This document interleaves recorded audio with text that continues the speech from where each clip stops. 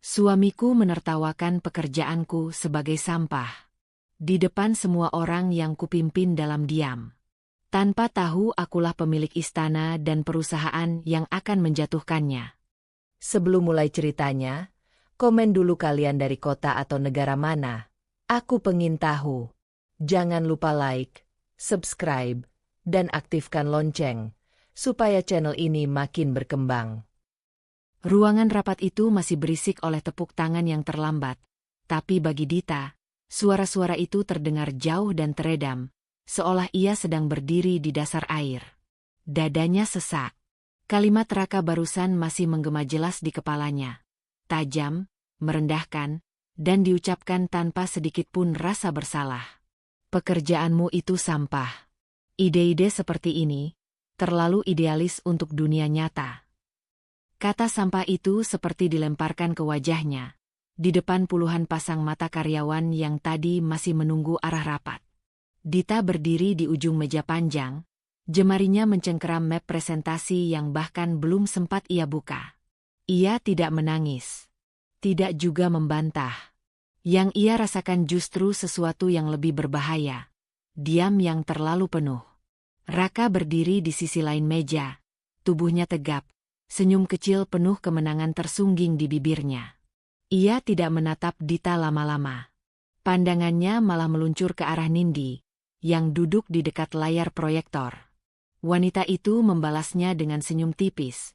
Senyum yang bukan milik seorang rekan kerja biasa. Terlalu akrab. Terlalu berani. Dita melihat itu. Dan hatinya terasa seperti ditarik dua arah. Antara rasa malu sebagai istri, dan rasa hancur sebagai perempuan yang diremehkan di ruang profesionalnya sendiri. Rapat selesai, ujar Raka ringan, seolah tidak baru saja merobek harga diri seseorang. Kita lanjutkan nanti tanpa gangguan.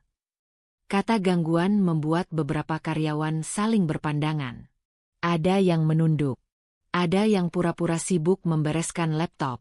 Tak satu pun berani menatap Dita terlalu lama. Ia merasakan tubuhnya panas, tapi wajahnya tetap tenang. Bertahun-tahun hidup bersama Raka telah melatihnya untuk itu. Menyembunyikan luka, menyimpan emosi, dan tetap terlihat patuh. Saat ruangan mulai kosong, Dita masih berdiri di tempatnya. Map itu kini terasa berat, bukan karena isinya, tapi karena makna yang dilekatkan Raka padanya. Sampah, katanya. Padahal proyek itu ia susun bermalam-malam, dengan data yang rapi dan visi jangka panjang yang jelas. Bukan hanya untuk perusahaan, tapi untuk membuktikan bahwa ia layak berada di sana. Dit. Suara itu datang pelan dari samping. Maya. Sahabatnya sejak sebelum Dita menikah, satu-satunya orang di kantor yang masih memanggil namanya dengan nada manusiawi, bukan jabatan atau ejekan terselubung. Maya berdiri dekat pintu, wajahnya tegang menahan emosi. Ia menunggu sampai karyawan terakhir keluar sebelum mendekat. Kamu nggak apa-apa? Tanyanya, meski jelas jawabannya bukan iya. Dita menarik napas panjang. Aku baik, katanya singkat. Terlalu singkat untuk menjadi jujur. Maya menghela napas kesal. Dia keterlaluan. Ini kantor, Dit. Bukan ruang tamu rumah kalian. Nada suaranya bergetar, antara marah dan khawatir. Semua orang lihat barusan. Dan Nindi, dia sengaja. Nama itu membuat perut Dita mengeras. Nindi. Rekan kerja yang belakangan terlalu sering berada di sisi Raka. Terlalu sering tersenyum saat Dita berbicara. Terlalu nyaman mengambil alih peran yang bukan miliknya. Dita tidak bodoh. Ia hanya memilih diam. Sejauh ini. Aku tahu, jawab Dita pelan. Kamu tahu. Maya mendekat, menatap wajah Dita yang terlalu tenang untuk ukuran seseorang yang baru dipermalukan. Lalu kenapa kamu diam saja? Kamu biarkan dia bicara seperti itu ke kamu. Pertanyaan itu tidak terasa seperti serangan. Lebih seperti keputusasaan. Maya mengenal Dita sebagai perempuan yang cerdas dan keras kepala, bukan seseorang yang layak diinjak-injak begitu saja. Dita menutup map itu perlahan, Seolah dengan gerakan kecil itu ia bisa mengunci semua emosi yang berusaha keluar. Kalau aku melawan di situ, apa yang berubah? Katanya. Dia tetap Raka. Tetap merasa benar. Dan aku cuma akan terlihat emosional. Maya ingin membantah, tapi menahan diri. Ia tahu ada sesuatu yang lebih dalam di balik sikap Dita. Sesuatu yang tidak selesai hanya dengan kemarahan. Aku cuma nggak mau kamu hancur pelan-pelan, kata Maya akhirnya. Kamu bukan perempuan lemah. Dan kamu tahu itu. Dita tersenyum tipis, senyum yang tidak sampai ke matanya. Aku tahu, ulangnya. Tapi kali ini, suaranya terdengar ragu, bukan pada Maya, melainkan pada dirinya sendiri. Saat mereka berjalan keluar ruangan, Dita sempat menoleh ke arah meja Raka. Ia melihat Nindi berdiri di sampingnya, tertawa kecil, tangannya menyentuh lengan Raka seolah itu haknya. Raka tidak menepis. Tidak juga terlihat bersalah. Justru terlihat puas. Di dalam dada Dita, sesuatu bergeser. Bukan ledakan. Bukan kemarahan besar. Melainkan retakan halus. Retakan yang menyakitkan karena ia sadar. Selama ini ia terlalu sering mengalah. Terlalu lama berharap sikap Raka akan berubah dengan kesabarannya. Di koridor, Maya berhenti dan menatapnya serius. Dit, kamu mau sampai kapan diam? Pertanyaan itu mengikuti Dita bahkan setelah Maya pergi. Di dalam lift, di dalam mobil, sampai ia duduk sendirian di kursi penumpang rumah besar yang selama ini ia sebut rumah. Rumah yang megah, tapi terasa dingin. Rumah yang seharusnya menjadi tempat aman, tapi justru menjadi saksi dari semua penghinaan yang ia telan tanpa suara. Dita menatap tangannya sendiri. Tangan yang bekerja. Tangan yang membangun. Tangan yang hari ini disebut sampah.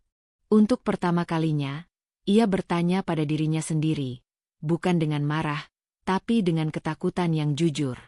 Jika aku terus diam, apa yang akan tersisa dariku? Pertanyaan itu tidak ia jawab malam ini. Tapi keputusan kecil mulai terbentuk di dalam dadanya.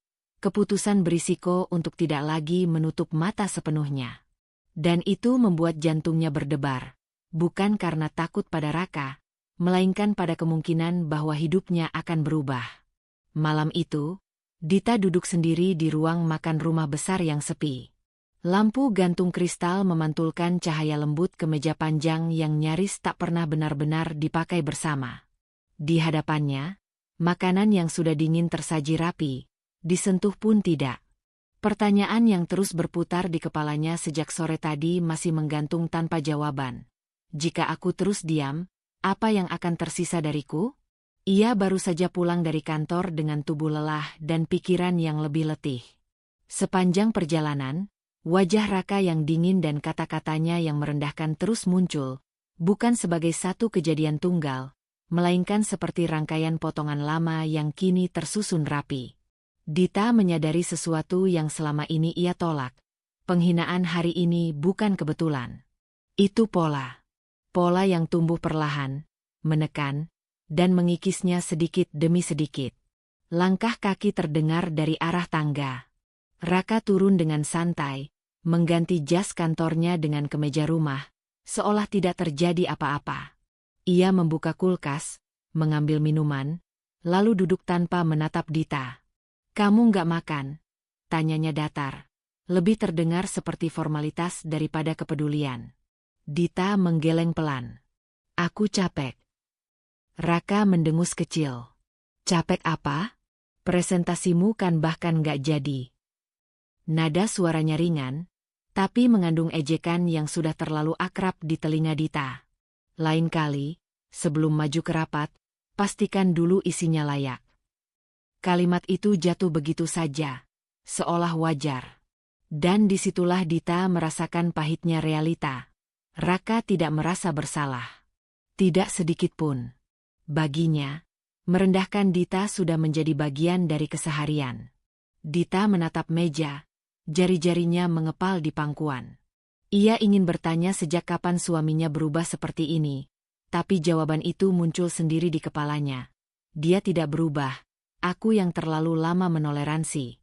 Ngomong-ngomong, lanjut Raka sambil meneguk minumannya. Besok Nindi ikut aku ke meeting klien. Dia lebih ngerti cara bicara yang profesional. Dita mengangkat wajahnya. Ada sesuatu yang bergerak di dadanya, bukan cemburu semata, melainkan rasa dikesampingkan. Itu klien dari proyek yang aku susun, katanya pelan, berusaha menjaga suaranya tetap stabil. Raka menoleh sekilas, alisnya terangkat. Justru itu. Kamu terlalu emosional kalau menyangkut kerjaanmu sendiri. Nindi lebih objektif. Sekali lagi, Dita memilih diam. Tapi diam kali ini terasa berbeda, lebih berat. Ia tidak lagi sekadar menahan diri, ia sedang mencatat, menyimpan, menyadari. Keesokan harinya di kantor, Dita merasakan perubahan kecil tapi menyakitkan. Nindi kini tidak hanya berdiri di dekat Raka saat rapat, tapi juga mengambil alih ruang yang dulu secara alami menjadi milik Dita. Di pantry, di lorong, bahkan di meja kerja Raka, kehadiran Nindi terasa semakin terang-terangan. Pagi, Dit, sapa Nindi dengan senyum manis yang dibuat-buat. Raka bilang kamu sibuk banget akhir-akhir ini. Jadi beberapa hal aku bantu ya. Nada itu terdengar ramah, tapi ada sesuatu di baliknya. Seolah Dita sedang diberitahu bahwa posisinya bisa digantikan kapan saja. Dita membalas dengan anggukan singkat, memilih kembali ke mejanya. Di dalam dadanya, perasaan tertekan berubah menjadi kesadaran yang lebih dingin. Ia sedang disingkirkan, perlahan tapi pasti. Siang itu, Maya menghampirinya. Wajah sahabatnya langsung menegang saat melihat ekspresi Dita yang tertutup. Aku lihat Nindi makin berani, katanya tanpa basa-basi. Dan Raka, dia sengaja. Dita menatap layar komputernya yang menyala tanpa benar-benar ia baca. Aku baru sadar, ujarnya akhirnya. Ini bukan cuma soal kemarin. Dari dulu, dia selalu bikin aku merasa kecil. Seolah semua yang aku lakukan cuma numpang. Maya duduk di kursi seberang, mencondongkan tubuhnya. Dan kamu masih mau menganggap ini cuma emosi sesaat. Nada suaranya lembut, tapi tegas. Dit, ini soal martabat. Soal posisi kamu, sebagai istri, sebagai profesional. Kata martabat itu menggema lebih lama dari yang Dita duga. Selama ini, ia sibuk menjaga rumah tangga, menjaga nama baik Raka, menjaga suasana tetap damai. Tapi siapa yang menjaga dirinya? Aku takut kalau aku melawan, semuanya makin hancur, kata Dita jujur. Aku nggak mau terlihat sebagai perempuan yang bermasalah. Maya menghela napas. Diam juga bukan berarti aman. Kamu cuma menunda rasa sakitnya. Percakapan itu menempel di benak Dita sepanjang sore. Setiap kali ia melihat Nindi tertawa kecil di sisi Raka, setiap kali Raka melewatinya tanpa menyapa, perasaan terlukanya berubah menjadi sesuatu yang lebih terarah. Bukan amarah meledak-ledak, melainkan keinginan untuk memahami posisinya sendiri. Malam itu, di kamar yang terasa terlalu luas, Dita duduk di tepi ranjang sambil memandangi lemari besi kecil di sudut ruangan. Sudah lama ia tidak membukanya. Di dalamnya tersimpan dokumen-dokumen lama, tentang rumah ini, tentang awal mula semua yang ia bangun sebelum menikah. Dita ragu, tangannya sempat berhenti di udara. Membuka lemari itu berarti membuka kembali bagian hidup yang selama ini ia kubur demi menjaga keseimbangan. Akhirnya, dengan napas tertahan, ia memutar kuncinya. Bukan jawaban yang ia cari malam ini. Bukan juga pembalasan. Hanya satu keputusan kecil yang berisiko, untuk berhenti sepenuhnya menutup mata. Dan langkah itu, meski sunyi, terasa seperti awal dari sesuatu yang tidak bisa lagi ia hindari. Bunyi logam lemari besi itu masih terngiang di kepala Dita keesokan paginya. Ia menutupnya kembali semalam tanpa benar-benar membaca semua isinya, tapi fakta bahwa lemari itu ada, bahwa ia selama ini sengaja menghindari apa yang tersimpan di dalamnya, membuat tidurnya gelisah. Pagi ini, Saat ia berdiri di depan cermin kamar mandi, banyak hari ini, kata Raka akhirnya, masih tanpa menatap. Ide kamu yang kemarin, jangan dibawa-bawa lagi. Dita mengangkat wajahnya. Kenapa? Raka mendengus, kini menatapnya dengan tatapan yang bukan sekadar meremehkan, tapi menilai. Karena itu nggak realistis. Kamu terlalu idealis. Dunia bisnis nggak pakai perasaan. Kalimat itu membuat Dita ingin tertawa getir. Perasaan, pikirnya. Bukankah justru Raka yang selalu mencampur-adukan emosi pribadinya ke dalam keputusan profesional? Terutama saat itu menyangkut dirinya? Ia tidak menjawab. Bukan karena setuju, tapi karena ada sesuatu yang mulai berubah dalam dirinya. Diam kali ini bukan bentuk menyerah, melainkan jarak. Jarak untuk melihat Raka apa adanya, tanpa harapan-harapan lama yang menipu. Di kantor, suasana rapat pagi terasa lebih dingin dari biasanya. Beberapa karyawan senior sudah duduk mengelilingi meja besar. Wajah mereka serius. Dita duduk di sisi kanan, membawa catatan dan data yang sudah ia susun rapi. Ia tahu idenya kuat. Ia tahu itu. Tapi ia juga tahu, hari ini, Raka tidak akan memberinya ruang. Dan benar saja. Saat Dita baru membuka mulut untuk menjelaskan poin pertamanya, Raka langsung memotong. Yang ini kita lewati saja, katanya sambil menggeser selide. Sudah saya evaluasi. Kurang matang. Beberapa kepala menoleh ke arah Dita. Ada yang terkejut. Ada yang pura-pura tidak mendengar. Rasa panas merambat ke wajahnya, bukan karena malu semata, tapi karena ketidakadilan yang telanjang. Kalau boleh, Dita mencoba lagi, suaranya terkendali meski dadanya berdebar. Data ini menunjukkan potensi jangka panjang yang... Raka tersenyum kecil, senyum yang membuat perut Dita mengeras. Itu teori. Kita butuh sesuatu yang lebih praktis. Nindi, mungkin kamu bisa jelaskan alternatif yang kita bahas kemarin. Nindi, yang duduk tak jauh dari Raka, segera berdiri. Ia melirik Dita sekilas, bukan dengan rasa bersalah, melainkan keyakinan bahwa ini memang momennya. Seperti yang Raka bilang, ujarnya, pendekatan Dita terlalu berisiko. Kita perlu strategi yang lebih aman. Kata aman itu menusuk. Aman untuk siapa? Aman untuk posisi Raka. Aman untuk mereka yang tidak mau mengambil peluang, tapi juga tidak mau kehilangan kuasa. Dita menunduk, mencatat sesuatu yang sebenarnya tidak ia butuhkan. Ia merasakan seluruh ruangan menekannya, bukan karena ia salah, tapi karena ia sendirian. Untuk pertama kalinya, ia tidak hanya merasa dipermalukan, ia merasa dihapus. Usai rapat, Dita tidak langsung kembali ke mejanya. Ia berdiri di dekat jendela besar di ujung koridor, menatap kota yang sibuk di bawah sana. Semua orang terlihat bergerak dengan tujuan. Hanya dirinya yang terasa terjebak dalam lingkaran yang sama. Maya datang tanpa suara, berdiri di sampingnya. Aku lihat, katanya singkat. Tidak perlu dijelaskan apa yang ia lihat. Di depan karyawan senior, jawab Dita pelan. Dia sengaja. Maya mengepalkan tangan. Ini sudah bukan soal ego dia saja, Dit. Ini soal kamu diposisikan sebagai orang yang tidak kompeten. Dita mengangguk. Ada rasa sakit yang familiar, tapi juga sesuatu yang baru, kejernihan. Aku mulai bertanya-tanya, katanya, suaranya hampir berbisik. Apakah aku masih bertahan karena cinta? Atau karena takut mengubah apapun? Maya menatapnya lama. Dan jawabannya. Dita tidak langsung menjawab. Karena untuk pertama kalinya, ia tidak ingin menjawab dengan apa yang seharusnya, melainkan dengan apa yang jujur. Sepulang kerja, Dita kembali ke rumah lebih awal. Rumah besar itu menyambutnya dengan keheningan yang tidak ramah. Ia berjalan langsung ke kamar, menuju lemari besi kecil itu lagi. Kali ini, ia membukanya tanpa ragu. Map-map di dalamnya terasa berat, bukan secara fisik, tapi emosional. Ada nama orang tuanya di sana.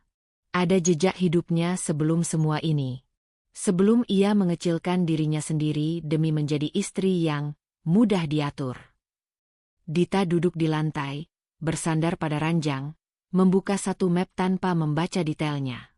Ia hanya ingin memastikan satu hal, bahwa hidupnya tidak selalu seperti ini. Bahwa ia pernah berdiri di atas kakinya sendiri. Saat suara mobil Raka terdengar di luar, jantung Dita berdegup kencang. Ia buru-buru menutup map itu, menguncinya kembali. Bukan karena takut ketahuan, tapi karena ia belum siap menjelaskan. Belum sekarang. Namun satu keputusan kecil sudah diambil malam ini. Keputusan yang terasa berisiko karena untuk pertama kalinya, ia memilih menyimpan sesuatu untuk dirinya sendiri. Dan di ambang pintu kamar, saat Raka memanggil namanya dengan nada tidak sabar, Dita tahu, ia sudah berada di ambang keputusan yang lebih besar, dan tidak ada jalan kembali ke ketidaktahuan semula. Pagi itu, Dita datang ke kantor dengan perasaan yang belum sepenuhnya tenang sejak malam sebelumnya. Keputusan kecil yang ia ambil, membuka lemari besi dan kembali menyentuh bagian hidup yang selama ini ia kunci, masih terasa seperti denyut halus di dadanya. Bukan keberanian penuh, belum juga perlawanan. Lebih seperti kesadaran yang mulai menuntut konsekuensi. Ia belum sempat duduk ketika ponselnya bergetar. Sebuah pesan singkat dari tim proyek membuat langkahnya terhenti. "Dit, jadwal presentasi ke klien dibatalkan." Katanya arah proyek diubah total oleh manajemen. Jari Dita mengencang di sekitar ponsel. Proyek itu adalah hasil kerja berbulan-bulan. Ia tahu betul potensi dan risikonya. Perubahan arah tanpa diskusi bukan sekadar keputusan bisnis. Itu sabotase yang dibungkus rapi. Ia melangkah cepat menuju ruang kerja Raka. Pintu terbuka. Raka dan Nindi ada di dalam, berdiri terlalu dekat di depan papan presentasi. Mereka berhenti berbicara saat melihat Dita masuk. "Ada apa?" tanya Dita langsung, tanpa basa-basi. Raka menoleh dengan ekspresi yang sudah ia kenal. Ekspresi orang yang merasa memegang kendali. "Proyekmu kita hentikan," katanya datar. "Klien butuh sesuatu yang lebih masuk akal." Tanpa evaluasi. Dita menahan getaran di suaranya. Tanpa diskusi dengan tim. Nindi menyilangkan tangan, tersenyum tipis. "Kami sudah diskusikan berdua. Dan jujur saja, idemu terlalu spekulatif. Kalau dipaksakan, bisa merugikan perusahaan." Kalimat itu terasa seperti pengulangan dari rapat kemarin. Tapi kini dampaknya lebih nyata. Bukan hanya pendapat, ini keputusan. Dita menatap Raka, berharap ada sisa profesionalisme yang bisa ia ajak bicara. "Ini bukan tentang ide," lanjut Raka. Suaranya kini lebih tajam. "Ini tentang kemampuanmu. Kamu harus tahu batas." Batas. Kata itu menghantam lebih keras dari yang ia duga. Dita merasakan dadanya mengencang, tapi ia tidak mundur. "Batas yang mana?" tanyanya. "Sebagai istri? Atau sebagai karyawan?" Keheningan sesaat memenuhi ruangan. Nindi melirik Raka, seolah memberi isyarat agar ia mengambil alih. "Sebagai dua-duanya," jawab Raka akhirnya. "Dan jujur saja, Dit, kamu tidak berguna kalau terus memaksakan kehendak. Kamu bikin suasana kerja nggak kondusif." Kalimat itu menancap dalam. Tidak berguna. Bukan hanya meremehkan pekerjaannya, tapi keberadaannya. Dita keluar dari ruangan itu dengan langkah yang terasa lebih berat dari biasanya. Di luar, ia merasakan pandangan-pandangan samar, bisik-bisik yang tidak jelas sumbernya, tapi cukup untuk membuatnya sadar. Gosip sudah mulai bekerja. Di pantry, dua karyawan berhenti berbicara saat ia masuk. Di lorong, seseorang menyapanya terlalu cepat, terlalu canggung. Dita tidak perlu mendengar kata-katanya untuk tahu apa yang beredar. Raka sedang membangun narasi, dan ia ditempatkan sebagai masalah. Siang hari, Maya menariknya ke ruang arsip yang sepi. "Aku dengar proyekmu dihentikan," katanya tanpa menunda. Dan gosipnya, nggak bagus. Dita bersandar pada rak, menghela napas panjang. Dia bilang aku nggak berguna. Ucapnya pelan, seolah kata itu baru terasa sakit saat diucapkan keras. Dan sekarang semua orang mulai percaya. Maya menatapnya tajam, bukan dengan iba, tapi dengan kemarahan yang tertahan. Itu yang dia mau. Bikin kamu ragu sama diri sendiri. Ia mendekat, merendahkan suaranya. Dit, kamu harus berhenti cuma bertahan. Kamu perlu bukti. Bukti apa? Dita mengangkat wajahnya. Ada kelelahan di sana, tapi juga sesuatu yang lain, kesiapan untuk mendengar. Bukti profesional. Jawab Maya mantap. Semua kerjaanmu. Semua keputusan sepihak mereka. Email, laporan, perubahan arah proyek tanpa prosedur. Dan juga, hakmu. Kata terakhir itu membuat Dita terdiam. Hak. Ia jarang memikirkannya sebagai sesuatu yang perlu diperjuangkan. Selama ini, ia mengira bertahan sudah cukup. Aku nggak bilang kamu harus melawan sekarang, lanjut Maya. Tapi kamu harus mulai mengumpulkan pegangan. Diam-diam. Jangan biarkan mereka tahu. Dita menelan ludah. Ada rasa takut, tapi juga kelegaan aneh. Untuk pertama kalinya, ia tidak merasa sendirian dalam pikirannya sendiri. Malamnya, tekanan datang dari arah yang lebih personal. Di rumah, Raka menunggunya di ruang keluarga. Tidak ada nada tinggi. Justru itu yang membuatnya lebih mengancam. Kita perlu bicara, kata Raka. Kalau kamu terus bersikap seperti hari ini, aku nggak bisa jamin posisimu di kantor. Atau, di rumah. Ultimatum itu disampaikan dengan tenang, seolah wajar. Dita berdiri di hadapannya, merasakan campuran marah dan takut yang belum pernah ia izinkan sepenuhnya. Kamu mengancam aku. Aku mengingatkan, jawab Raka ringan. Kamu terlalu emosional. Kamu harus tahu diri. Untuk pertama kalinya, Dita tidak langsung menunduk. Ia menatap Raka, melihat bukan lagi suami yang ia kenal, melainkan seseorang yang merasa berhak menentukan nilainya. Dan disitulah sesuatu berubah. Bukan sikapnya, belum. Tapi caranya memandang. Malam itu, di kamar yang sunyi, Dita membuka laptopnya. Ia mulai mencari kembali file-file lama, email proyek, catatan rapat. Setiap klik terasa seperti langkah kecil di atas tanah rapuh. Berisiko, tapi juga nyata. Ia tahu ini baru awal. Tekanan belum akan berhenti. Bahkan mungkin akan meningkat. Namun saat ia menyimpan folder pertama dengan rapi dan memberi nama sederhana, Dita merasakan sesuatu yang berbeda dari hari-hari sebelumnya.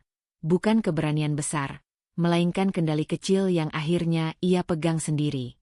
Folder baru itu masih kosong ketika Dita menatap layar laptopnya. Nama foldernya sederhana, catatan. Tapi berat maknanya membuat jemarinya berhenti di atas keyboard. Keputusan kecil semalam untuk mulai mengumpulkan pegangan kini menuntut kelanjutan. Diam tidak lagi cukup. Namun bergerak juga berarti membuka risiko yang belum sepenuhnya ia pahami. Ia menarik napas dalam-dalam, lalu mulai menulis. Hari, jam, kalimat persis yang diucapkan Raka. Keputusan proyek yang diubah sepihak. Email yang tidak pernah diteruskannya. Setiap detail ia tulis tanpa emosi, seperti seorang pengamat yang sedang mencatat peristiwa orang lain. Justru dengan cara itu, Dita menyadari sesuatu yang selama ini kabur. Ini bukan sekadar pertengkaran suami istri. Ini pola sistematis yang menyentuh karirnya, reputasinya, dan masa depannya. Pagi itu di kantor, Dita datang lebih awal. Ia memilih duduk di mejanya, tidak menunggu disapa, tidak mencari perhatian.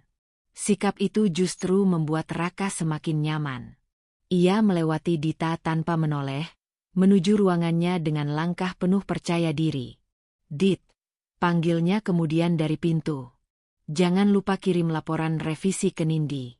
Biar dia yang cek. Nada suaranya terdengar seperti perintah biasa, tapi maknanya jelas, otoritas. Dita mengangguk singkat. Baik. Raka tersenyum kecil, puas. Ia tidak melihat apa yang tidak ingin ia lihat, perubahan halus di mata Dita. Bukan lagi mata yang menunggu persetujuan, melainkan mata yang mengamati. Siang hari, Nindi menghampiri meja Dita. Ia bersandar santai di sisi meja, membawa tablet, senyum percaya diri terpasang. Aku dengar kamu yang susun konsep awal proyek itu, katanya ringan. Sayang sekali, ya. Tapi ya, nggak semua orang cocok dengan tekanan besar. Kata-katanya terdengar seperti simpati, tapi intonasinya mengandung penilaian. Dita menoleh, menatap Nindi dengan tenang. Tekanan besar bukan masalah, jawabnya. Yang sulit itu bekerja di lingkungan yang tidak jujur. Nindi terdiam sesaat, lalu tertawa kecil. Kamu terlalu sensitif. Dunia kerja itu keras. Dita kembali ke layar komputernya, memilih tidak menanggapi. Namun di dalam dadanya, perasaan itu berubah bentuk. Sakit hati masih ada, tapi kini bercampur dengan sesuatu yang lebih dingin dan terarah.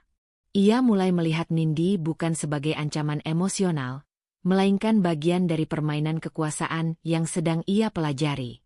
Di ruang arsip sore itu, Maya duduk di seberangnya, menatap layar laptop Dita yang terbuka. Kamu serius, katanya pelan, melihat daftar panjang catatan yang sudah tersusun rapi. Harus, jawab Dita. Aku baru sadar, selama ini aku terlalu sibuk bertahan sampai lupa mencatat. Maya mengangguk. Jangan cuma catat yang besar. Yang kecil justru sering lebih kuat kalau disusun. Nasihat itu membuat Dita menambahkan satu baris lagi, perubahan jadwal rapat tanpa pemberitahuan. Komentar merendahkan yang disampaikan di depan orang lain. Hal-hal yang dulu ia anggap sepele kini ia lihat sebagai bagian dari pola. Sore menjelang malam, Raka pulang lebih awal. Di rumah, suasananya berbeda. Ia terlihat lebih ringan, bahkan bersenandung kecil. Dita mengamati dari jauh, menyadari ironi yang menyakitkan. Kepercayaan diri Raka tumbuh dari anggapannya bahwa Dita sudah dikalahkan. Kamu kelihatan lebih tenang sekarang, kata Raka sambil membuka dasinya. Bagus. Mungkin akhirnya kamu sadar posisi. Posisi. Kata itu kembali muncul. Kali ini, Dita tidak langsung merespons. Ia hanya tersenyum tipis, sesuatu yang membuat Raka merasa benar. Padahal sesungguhnya itu topeng. Malam itu, di kamar, Dita melanjutkan pekerjaannya. Ia menyimpan salinan email, menyusun kronologi, bahkan memindahkan beberapa dokumen ke penyimpanan pribadi. Setiap tindakan terasa seperti melangkah di lorong gelap tanpa peta. Tapi untuk pertama kalinya, ia tidak berjalan membabi buta. Saat ia berhenti sejenak, menatap layar yang penuh catatan, Dita merasakan dua hal yang bertabrakan di dadanya. Sakit hati karena semua yang ia alami. Dan semangat yang belum pernah ia izinkan tumbuh sebelumnya. Keinginan untuk tidak sekadar bertahan, tapi membalikkan keadaan. Bukan dengan teriakan. Bukan dengan air mata. Melainkan dengan strategi. Ponselnya bergetar. Pesan dari Maya masuk singkat. Ingat, jangan terburu-buru. Kamu lagi bangun pijakan. Dita tersenyum kecil. Ia tahu. Setiap catatan adalah pijakan. Setiap diam yang terkontrol adalah langkah. Namun saat ia menutup laptop dan mematikan lampu, tekanan baru muncul, lebih sunyi tapi lebih berat. Karena kini ia tahu, jalan yang ia pilih tidak bisa setengah-setengah. Sekali ia melangkah lebih jauh, ia tidak hanya mempertaruhkan karirnya, tetapi juga rumah tangga, rasa aman, dan wajah yang selama ini ia pakai untuk bertahan. Dan untuk pertama kalinya, Dita menyadari, rencana diam-diam ini bisa menyelamatkannya, atau menghancurkan segalanya. Pagi itu, Dita memasuki kantor dengan langkah yang lebih terukur dari biasanya. Rencana diam-diam yang mulai ia bangun sejak beberapa hari lalu membuat setiap geraknya terasa penuh perhitungan. Ia tidak lagi sekadar bekerja, ia sedang mengamati. Dan itu melelahkan dengan cara yang berbeda. Reputasinya di kantor mulai berubah. Ia bisa merasakannya dari cara orang-orang menyapanya. Terlalu hati-hati, terlalu cepat, atau justru menghindar. Beberapa rekan yang dulu biasa berdiskusi dengannya kini hanya mengangguk singkat. Gosip yang ditanam Raka mulai bekerja, pelan tapi pasti. Dita tidak mendengar kata-kata itu secara langsung, tapi sikap orang-orang sudah cukup menjelaskan. Di mejanya, ia membuka laptop dan melanjutkan pekerjaannya seperti biasa. Profesional. Terkendali. Setiap kali rasa panas naik ke dadanya, ia menahannya. Mengingatkan diri sendiri bahwa reaksi emosional hanya akan menguatkan narasi yang dibangun Raka tentang dirinya. Rapat penting siang itu menjadi ujian terbesar sejauh ini. Ruang rapat utama penuh oleh karyawan senior dan beberapa perwakilan klien. Dita duduk di sisi meja, membawa catatan lengkap. Ia tahu proyek ini krusial, dan ia sudah menyiapkan analisis yang kuat. Namun sebelum ia sempat mempresentasikan apapun, Raka mengambil alih. Kita perlu efisiensi, kata Raka lantang, suaranya terdengar penuh keyakinan. Dan jujur saja, pendekatan yang selama ini diajukan Dita terlalu bertele-tele. Beberapa pasang mata langsung beralih ke Dita. Ia merasakan jantungnya berdetak lebih cepat, tapi wajahnya tetap tenang. Ia menunggu, memberi ruang. Namun Raka tidak berhenti di situ. Dalam situasi seperti ini, lanjutnya, kita butuh keputusan cepat, bukan analisis yang membingungkan. Kata membingungkan itu jelas ditujukan padanya. Dita menatap meja, mencatat sesuatu, padahal yang ia tulis hanyalah waktu dan kalimat Raka barusan. Tangannya bergerak otomatis, seperti refleks. Ponsel yang tergeletak di samping laptopnya menyala samar. Mode perekam aktif, tersembunyi di balik layar. Ia tidak merencanakan ini sebagai aksi balas dendam, lebih sebagai pengaman. Namun saat Raka kembali memotong penjelasannya dengan senyum meremehkan, Dita menyadari betapa pentingnya momen ini. Kalau ada keberatan, sebaiknya disampaikan setelah rapat, ujar Raka sambil melirik Dita sekilas. Kita nggak punya waktu untuk ketidaksiapan. Ketidaksiapan. Kata itu membuat napas Dita tercekat sejenak. Namun alih-alih membantah, ia mengangguk pelan.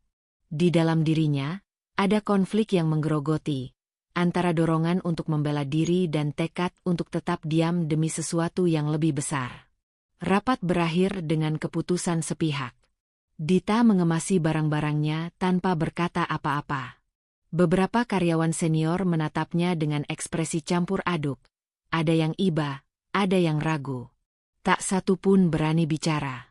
Di koridor, Maya menunggunya. Aku lihat, katanya pelan saat mereka berjalan berdampingan. Dia makin nekan kamu. Dita mengangguk. Dan semua orang melihatnya. Jawabnya. Tapi tidak ada yang menghentikannya. Maya berhenti di dekat jendela, menatap Dita dengan serius. Itu sebabnya kamu harus sabar. Jangan sekarang. Jangan terpancing. Ia menurunkan suaranya. Kalau Raka tahu kamu sedang bersiap, dia akan menutup semua celah. Kata-kata itu menancap dalam. Dita tahu Maya benar. Setiap penghinaan yang ia tahan bukan tanda kelemahan, melainkan investasi emosi yang mahal. Sore itu, di mejanya, Dita memutar ulang rekaman rapat secara singkat, memastikan suaranya jelas, nada Raka terdengar utuh. Ia menyimpannya tanpa nama mencolok, hanya tanggal dan kode. Jantungnya berdebar lebih cepat dari biasanya. Ada rasa takut, bukan ketahuan, tapi akan apa yang ia lakukan dengan bukti-bukti ini nanti. Saat Raka melewati mejanya, ia berhenti sejenak. Kamu terlalu diam akhir-akhir ini, katanya. Aku harap kamu belajar. Dita menatap layar komputernya. Aku sedang belajar, jawabnya pelan. Raka tersenyum puas, menafsirkan kata-kata itu sesuai keinginannya. Ia tidak melihat bahaya. Tidak merasakan perubahan yang sedang tumbuh perlahan di dalam diri Dita. Malamnya, di rumah, Dita duduk sendirian di kamar, ponsel di tangannya. Ia menimbang-nimbang rekaman itu, seolah beratnya bukan pada file, tapi pada konsekuensi yang menyertainya. Sekali ia melangkah lebih jauh, tidak ada jalan kembali ke posisi aman. Posisi diam yang selama ini melindunginya, meski semu. Ia mengirim satu pesan singkat ke Maya. Aku sudah mulai. Balasan datang cepat. Bagus. Sekarang, jaga dirimu. Jangan biarkan dia curiga. Dita mematikan layar, menatap langit-langit kamar. Tekanan kini memuncak, bukan hanya dari luar, tapi dari dalam. Karena ia tahu, kesabarannya akan terus diuji. Dan semakin lama ia menunggu, semakin besar risiko yang ia ambil, risiko yang harus ia hadapi sendirian. Dita bangun pagi itu dengan perasaan tidak utuh. Tekanan dari kemarin belum surut, justru mengendap seperti beban yang menempel di dada. Rekaman rapat yang ia simpan semalam terasa aman, tapi aman yang rapuh, seolah satu kesalahan kecil bisa meruntuhkan semuanya. Ia berdiri di depan cermin, merapikan rambut, dan bertanya pada bayangannya sendiri.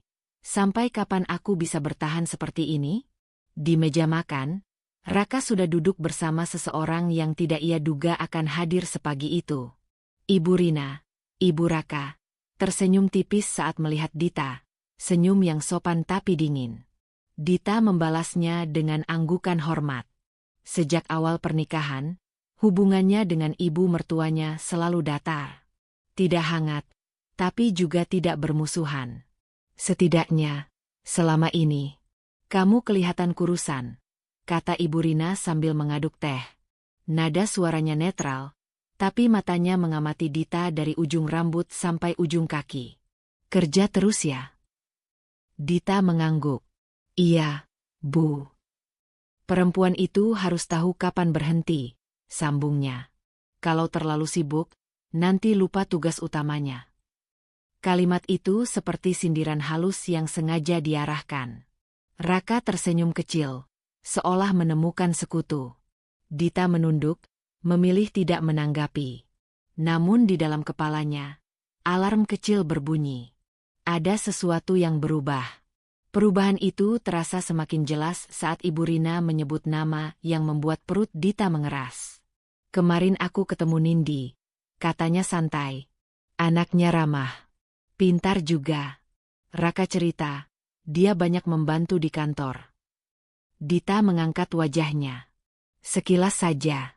Cukup untuk menangkap makna di balik kata-kata itu. Ini bukan pujian biasa. Ini penilaian. Dan penilaian itu tidak berpihak padanya. Di kantor, perasaan terjepit itu tidak berkurang. Justru bertambah. Dita melihat Nindi berbincang akrab dengan seseorang dari tim hukum perusahaan.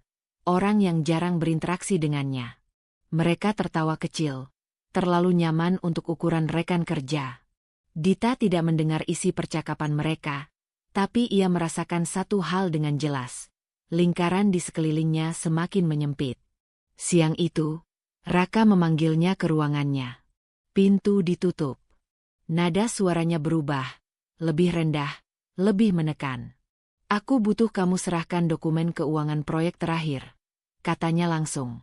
Yang lengkap, termasuk arsip lama. Dita menatapnya. Untuk apa? Audit internal, jawab Raka cepat. Terlalu cepat. Aku yang bertanggung jawab sekarang. Kamu tinggal ikuti. Kata ikuti membuat Dita menahan napas. Ini bukan permintaan. Ini ujian. Ia merasakan keringat dingin di telapak tangannya, bukan karena takut ketahuan, melainkan karena sadar betapa berbahayanya situasi ini. Dokumen itu sensitif, kata Dita hati-hati. Ada prosedur. Raka menyela, suaranya meninggi. Kamu meragukan aku? Ia mencondongkan tubuh ke depan. Atau kamu punya sesuatu yang kamu sembunyikan? Pertanyaan itu menggantung di udara. Dita menatap mata Raka, melihat kecurigaan yang mulai tumbuh, kecurigaan yang belum mengarah pada kebenaran, tapi cukup untuk melukai. Di saat yang sama, ada rasa aneh yang menyelinap di dadanya. Rasa puas kecil. Karena Raka tidak tahu. Tidak tahu bahwa dokumen yang ia tuntut itu bukan sekadar berkas kerja, melainkan bagian dari kendali yang selama ini Dita pegang diam-diam sebagai pemilik sah perusahaan. Aku akan cek dulu, jawab Dita akhirnya. Pastikan semuanya sesuai. Raka menghela napas kesal. Jangan lama-lama. Aku butuh bukti loyalitasmu. Loyalitas. Kata itu kini terdengar seperti jebakan. Keluar dari ruangan itu, kaki Dita terasa ringan dan berat sekaligus. Ia berjalan ke pantry, menuang air tanpa benar-benar haus. Maya muncul di sisinya, seolah tahu Dita membutuhkannya. Ada apa? Tanya Maya pelan. Mereka minta dokumen, jawab Dita. Dan keluarga Raka, aku rasa mereka sudah berpihak. Maya mengerutkan kening. Ibu mertuamu. Dita mengangguk. Dia menyebut Nindi. Dengan cara yang tidak netral. Maya terdiam sejenak. Lalu berkata dengan suara yang lebih tegas. Berarti tekanannya naik level. Ini bukan cuma kantor lagi. Ini rumah. Kata-kata itu menembus lapisan pertahanan Dita. Rumah. Tempat yang seharusnya aman, kini ikut menekan. Ia merasakan campuran emosi yang membuat dadanya sesak. Sakit hati karena dikhianati, amarah karena diremehkan, takut kehilangan segalanya. Pekerjaan, pernikahan, bahkan tempat berpijak. Namun di balik semua itu, ada satu rasa yang ia hampir takut akui. Kelegaan kecil karena masih memegang satu rahasia besar. Malamnya, Dita membuka kembali lemari besi. Ia mengambil beberapa dokumen, menatap nama-nama dan angka-angka yang membuktikan kebenaran posisinya. Tangannya gemetar, bukan karena ragu, tapi karena sadar betapa mudahnya semua ini berubah menjadi perang terbuka.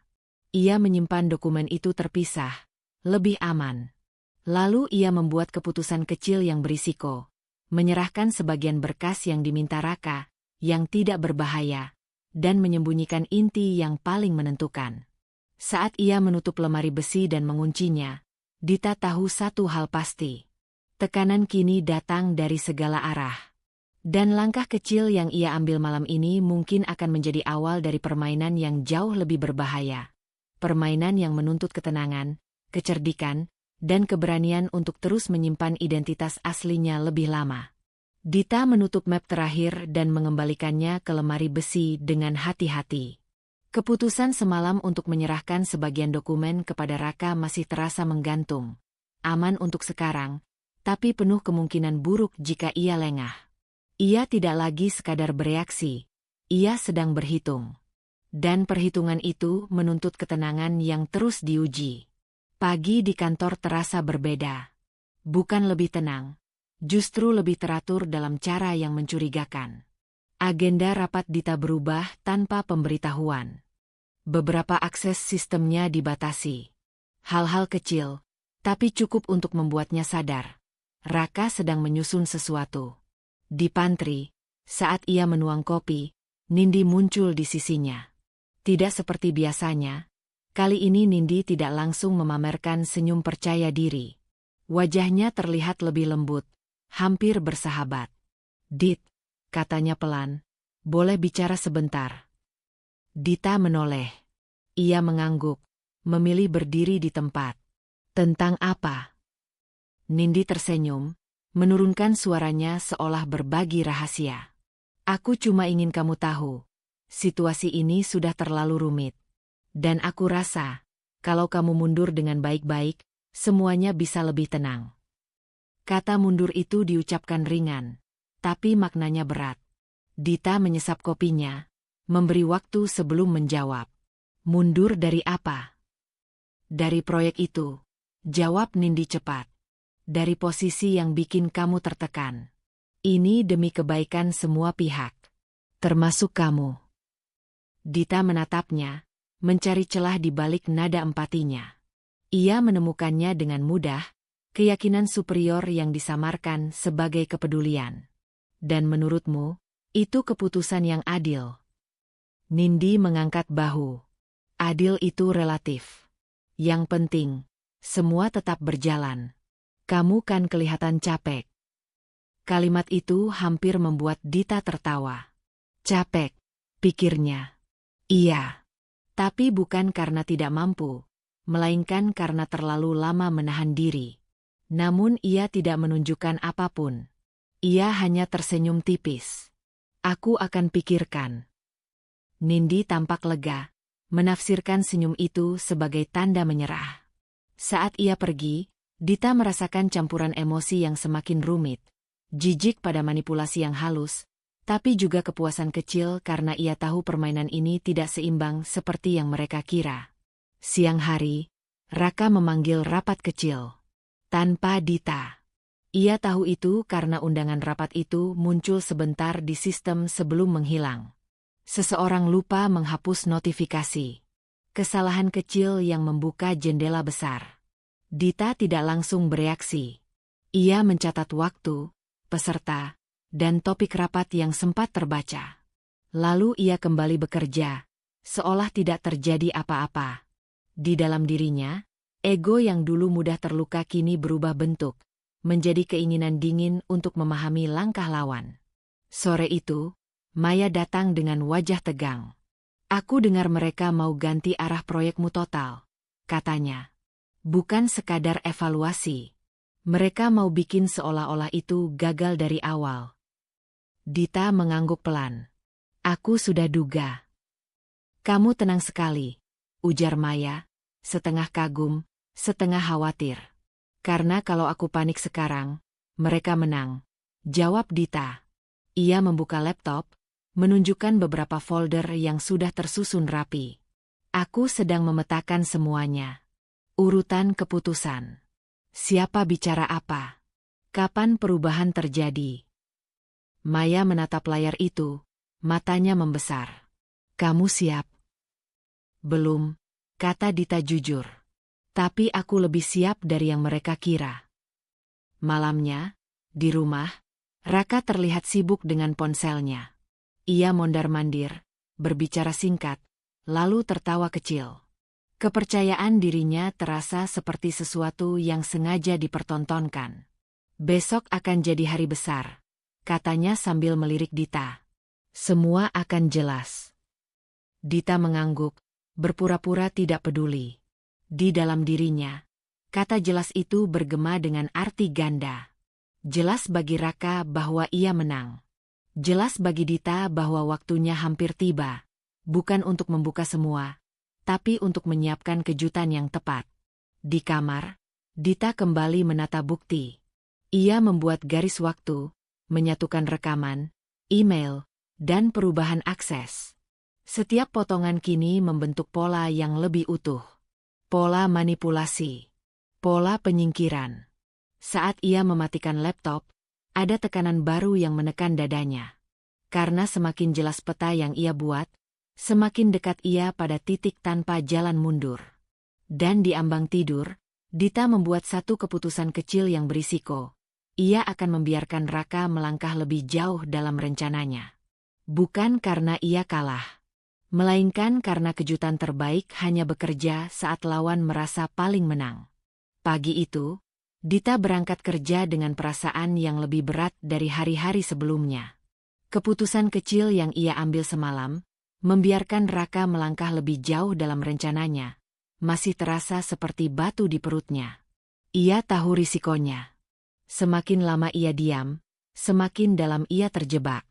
Namun justru disitulah ia berharap menemukan celah yang tidak mereka sadari. Tekanan pertama datang dari rumah. Di meja makan, suasana terasa lebih ramai dari biasanya. Ibu Rina kembali datang. Kali ini ditemani adik Raka yang jarang berkunjung. Mereka berbincang ringan, tapi setiap kalimatnya terasa diarahkan. Dita duduk di ujung meja, mendengarkan. Raka itu sekarang bebannya besar, kata Ibu Rina sambil menyesap teh. Perusahaan bukan main-main. Perlu orang-orang yang benar-benar kuat di sekelilingnya. Dita menunduk, mengaduk sarapannya. Ia tahu kalimat itu bukan pujian. Makanya, sambung adik Raka sambil tersenyum sopan, kalau ada yang bikin suasana kerja nggak kondusif, sebaiknya sadar diri. Demi keluarga juga. Tidak ada yang menyebut namanya. Tidak perlu. Intimidasi itu disampaikan dengan cara yang rapi. Cukup halus untuk disangkal, cukup tajam untuk melukai. Dita mengangguk pelan, menyimpan rasa perih yang muncul bukan karena kata-kata mereka, melainkan karena kesadaran bahwa ia berdiri sendirian di lingkaran ini. Di kantor, tekanan kedua menunggunya. Begitu Dita melangkah masuk ke ruang kerja tim proyek, suasana terasa kaku.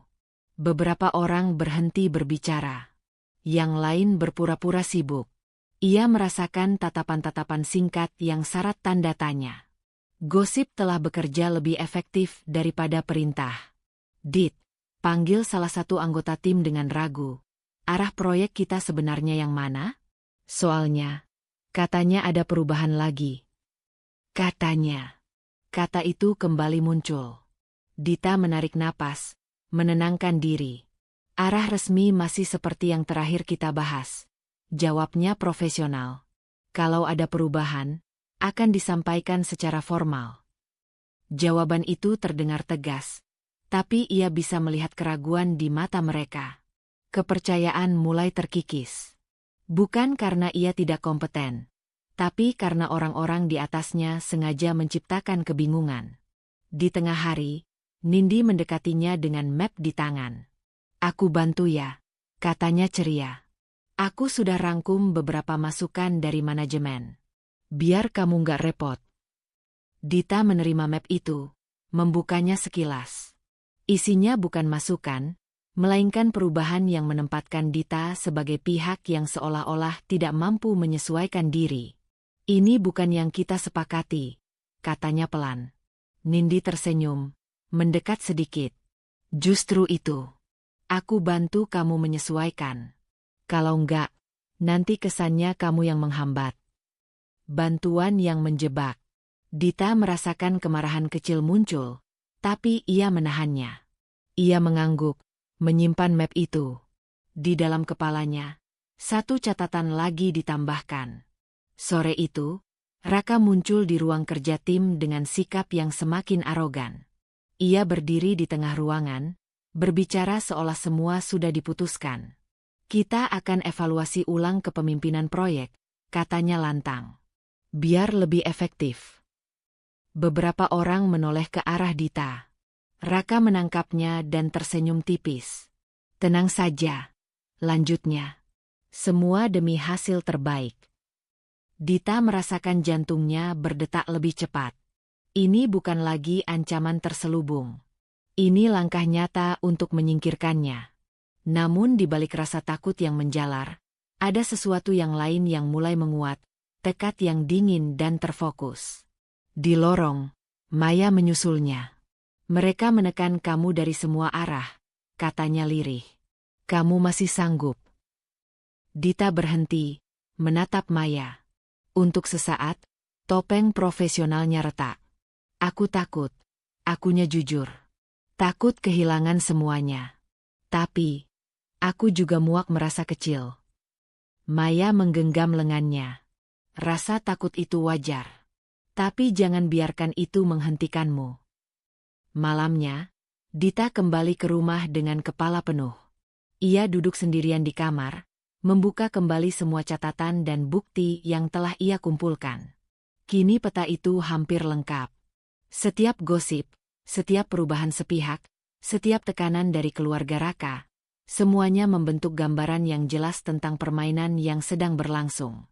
Tangannya gemetar saat ia menyadari satu hal penting. Jika ia terus menunggu, mereka akan menghancurkannya pelan-pelan. Namun jika ia bergerak terlalu cepat, ia bisa kehilangan segalanya dalam sekejap. Di tengah ketakutan itu, muncul tekad yang lebih tegas dari sebelumnya. Dita menutup laptop, berdiri, dan menatap lemari besi di sudut kamar. Di sanalah kunci sebenarnya berada, bukan hanya dokumen, tapi identitas yang selama ini ia sembunyikan. Ia belum siap membuka semuanya. Belum sekarang. Tapi malam ini, Dita mengambil keputusan kecil yang berisiko. Ia mulai menyusun urutan langkah besar yang akan ia ambil. Bukan untuk besok. Bukan untuk potongan yang selama ini terasa janggal. Jadi, selama ini, Dita mengangguk. Ya. Dan alasan saya diam bukan karena saya lemah. Ia tidak memohon dukungan. Ia hanya berdiri di sana, jujur dan rapuh, tapi dengan punggung tegak. Dalam dirinya, ada ketakutan besar. Bagaimana jika mereka menolak? Bagaimana jika rahasia ini justru menjadi senjata untuk menghancurkannya lebih cepat? Namun respons yang datang tidak seperti ketakutan terburuknya. Kami tidak akan mengatakan apapun, kata salah satu dari mereka akhirnya. Dan kalau nanti saatnya tiba, kami akan bersikap adil. Bukan janji kosong. Bukan sumpah setia. Tapi bagi Dita, itu sudah cukup. Saat mereka meninggalkan ruangan, ia merasakan beban baru muncul. Bukan karena rahasia itu dibagikan, melainkan karena kini ia memikul tanggung jawab atas kebenaran yang mulai terbuka. Di lantai atas, Raka sedang dalam suasana hati yang baik. Terlalu baik. Ia tertawa keras di ruang rapat, melontarkan candaan yang merendahkan. Saat Dita masuk, senyumnya menyeringai. Wah, pemimpin proyek kita datang, katanya sinis. Tenang saja, aku sudah bantu rapikan beberapa keputusan penting. Kamu tinggal jalanin. Beberapa orang tertawa kecil, ragu-ragu. Dita merasakan panas menjalar ke wajahnya, tapi ia menahannya. Ia duduk, membuka catatan, bersikap seolah semua itu tidak memengaruhinya.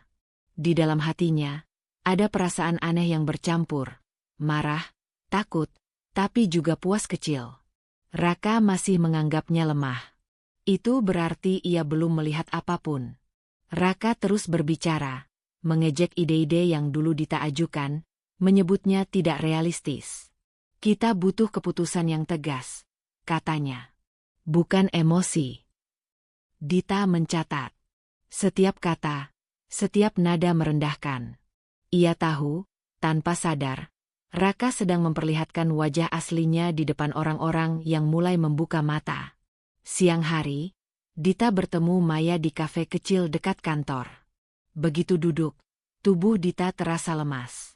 Ketegangan yang ia tahan sejak pagi akhirnya menemukan celah untuk keluar. Aku sudah melakukannya, katanya pelan. Aku bilang ke beberapa orang.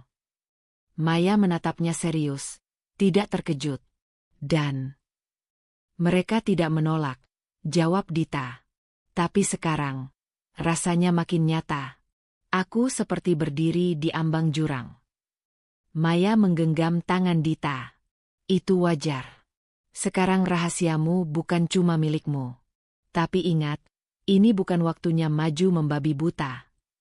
Dita mengangguk. Aku ingin sekali menghentikannya sekarang.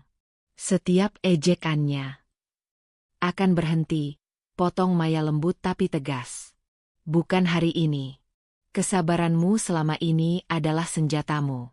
Jangan lepaskan hanya karena emosi.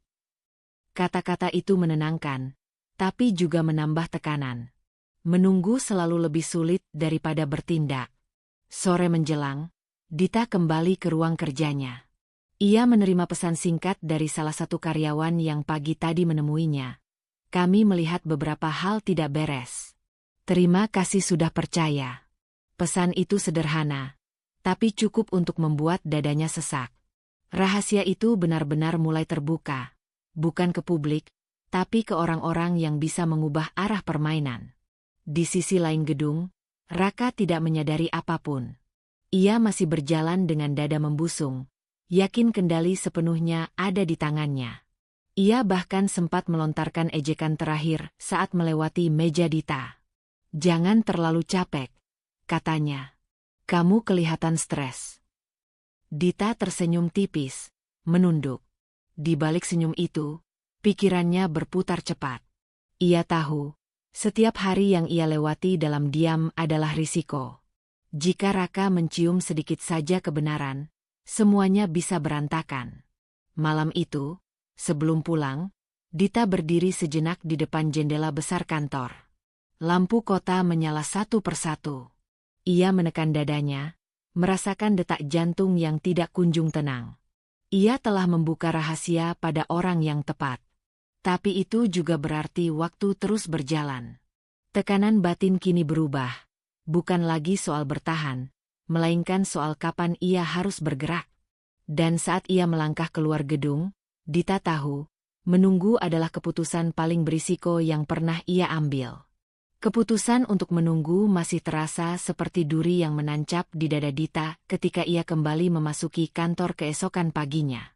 Malam sebelumnya hampir tak memberinya tidur. Ia tahu, setelah rahasia mulai terbuka di lingkaran kecil, langkahnya tak bisa lagi setengah-setengah.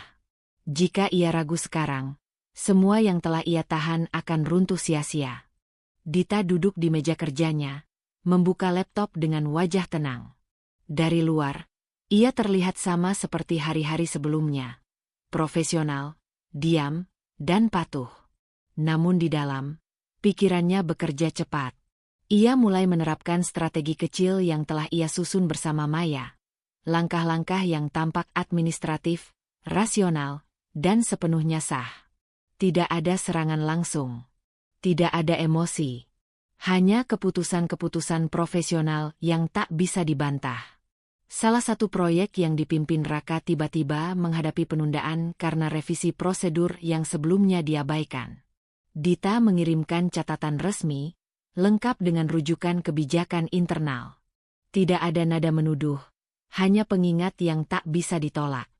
Raka membaca surel itu dengan alis berkerut, merasa terganggu, tapi tidak menemukan celah untuk melawan. Di sisi lain, proyek yang digadang-gadang Nindi mulai kehilangan dukungan teknis. Vendor yang biasanya langsung menyetujui permintaan kini meminta klarifikasi tambahan. Semua permintaan itu datang dari jalur yang benar, melalui sistem yang tak bisa dimanipulasi sembarangan. Dita tidak perlu muncul ke permukaan. Ia hanya memastikan setiap proses berjalan sesuai aturan. Aturan yang selama ini sengaja dilanggar oleh Raka dan Nindi. Saat rapat siang dimulai, suasana terasa berbeda.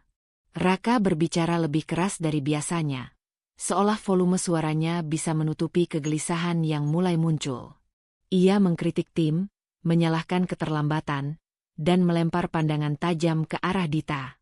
"Kita kehilangan momentum," katanya. "Dan aku ingin tahu kenapa sekarang semuanya jadi ribet." Dita mengangkat kepala perlahan. "Kita hanya menjalankan prosedur yang selama ini tertulis," jawabnya singkat. Nada suaranya datar, tak menantang, tapi cukup jelas. Beberapa orang di ruangan itu saling bertukar pandang. Tidak ada yang membela Raka seperti biasanya. Itu membuat dadanya terasa panas. Untuk pertama kalinya, ia merasakan sesuatu yang tak ia kenali, kehilangan kontrol. Nindi mencoba menyela dengan senyum tipis. "Mungkin kita bisa cari jalan pintas." Dita menoleh, tatapannya tenang. "Kita sudah terlalu sering mencari jalan pintas," katanya. "Hasilnya bisa dilihat sekarang."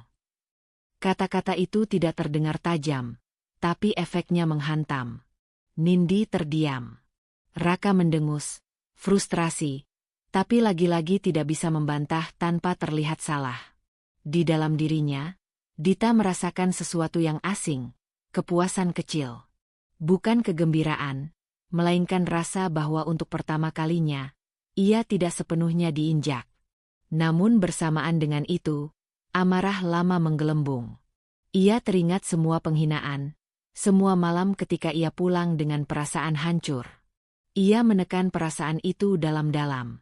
Amarah adalah musuh terbesarnya saat ini. Sore hari, Maya mengirim pesan singkat. "Bagaimana?" Dita membalas setelah beberapa menit. "Mulai terasa. Tapi aku harus tetap tenang." Jawaban Maya datang cepat. "Jangan lupa, mereka akan panik sebelum runtuh. Itu fase paling berbahaya." Kata-kata itu membuat Dita menelan ludah. Ia tahu Maya benar. Raka bukan tipe yang menyerah ketika merasa terpojok. Ia tipe yang menyerang lebih liar. Benar saja, menjelang pulang, Raka memanggil Dita ke ruangannya. Pintu ditutup agak keras. Tidak ada teriakan, tapi udara di ruangan itu tegang. Ada yang berubah, kata Raka, menatapnya tajam. Orang-orang jadi aneh. Proyekku tersendat. Ini ulahmu. Dita menahan napas, menjaga ekspresinya tetap netral. Aku hanya melakukan tugasku, jawabnya. Sama seperti kamu. Raka tertawa pendek, tidak tulus. Jangan sok suci. Kamu pikir aku tidak tahu permainanmu? Untuk sesaat, Dita ingin membalas. Ingin membuka semuanya sekarang juga. Namun ia mengingat pesan Maya, mengingat tujuan akhirnya. Ia memilih diam. Diamnya Dita membuat Raka semakin gelisah. Kamu tidak akan kemana-mana tanpa aku, katanya, lebih sebagai pengingat untuk dirinya sendiri. Jangan lupa itu. Kalimat itu menusuk, tapi juga menyalakan api kecil dalam diri Dita. Ia menyadari sesuatu. Raka mulai takut. Bukan takut kehilangan Dita sebagai istri, tapi takut kehilangan kuasa. Malamnya, di rumah, Dita duduk sendirian di ruang tamu. Rumah besar itu terasa sunyi, dingin, seolah menyimpan semua kata yang tak pernah terucap.